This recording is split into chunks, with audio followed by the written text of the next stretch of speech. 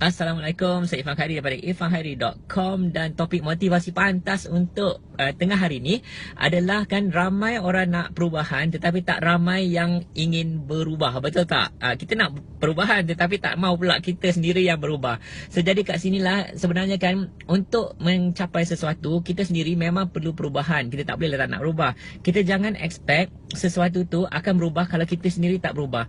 Kita jangan expect kalau kita lakukan benda yang sama sahaja tetapi keputusan dia jadi keputusan yang lain, berbeza. Okay? Tak akan terjadi macam tu punya. So sebenarnya nombor satunya perubahan pertama yang kita kena lakukan adalah perubahan pada jadual kita, jadual harian kita. Kalau kita buat benda yang sama saja, confirm takkan dapat benda yang berbeza. So make sure jadual perubahan kita berubah. Kita lakukan benda yang berbeza, lakukan benda yang something different daripada apa yang kita selalu lakukan. So jadi plankan hari kita supaya kita ada ruang untuk lakukan perubahan tersebut.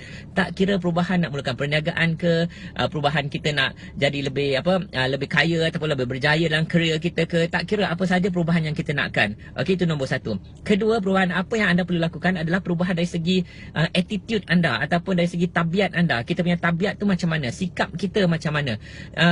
Bila kita kata tentang tabiat, kalau kita nak nak berubah menjadi seorang usahawan yang berjaya, okey, orang yang lebih berjaya, lebih kaya ke sebagainya kan, kita punya attitude terhadap sesuatu tu perlu berubah. Meaning kita punya tabiat perlu jadi tabiat sebagai seorang usahawan. Kita kena hari-hari kena lakukan benda yang sama, bukan benda yang sama, benda yang baru tersebut, tetapi secara consistently, secara berterusan. Perubahan bukannya main ubah sekejap saja sehari dua and then you akan berubah. Tidak. Perubahan dia akan mengambil masa yang lama.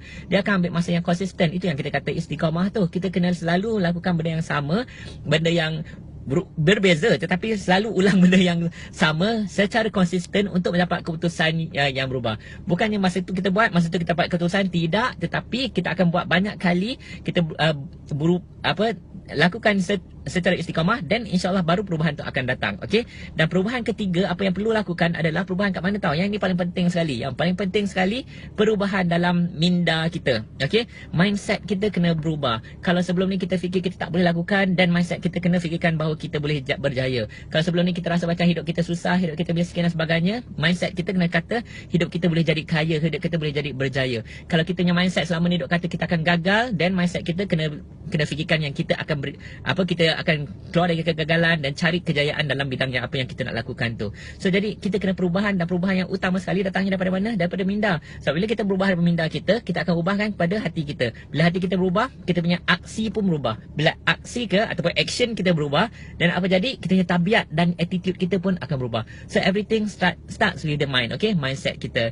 So itu dapat, kalau anda nak berubah menjadi seorang yang kaya, berjaya atau apa saja yang anda nak, pastikan ada perubahan. Jangan mengharapkan perubahan tanpa diri kita mahu melakukan perubahan tersebut. Okey. Assalamualaikum. Daripada saya Irfan Khairi daripada irfanhairi.com. InsyaAllah kita berjumpa lagi esok. Bye.